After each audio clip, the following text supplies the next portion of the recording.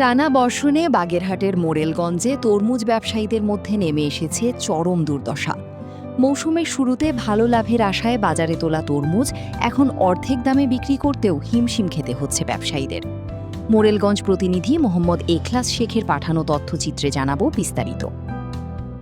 টানা কয়েকদিনের ভারী বর্ষণে স্থবির হয়ে পড়েছে মোরেলগঞ্জের বাজার। ক্রেতা না থাকায় লোকসানের মুখে পড়েছেন তরমুজ ব্যবসায়ীরা। বাজার ঘুরে দেখা গেছে বৃষ্টির কারণে ক্রেতাদের উপস্থিতি অনেক কমে গেছে।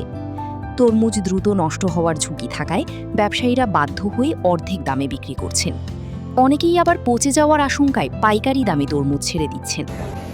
বর্তমানে আমাদের তরমুজ বাজার খুব অবস্থা খারাপ। এই আবহাওয়া খারাপের জন্য আমরা তরমুজ বেচাকেনা করতে পারি না।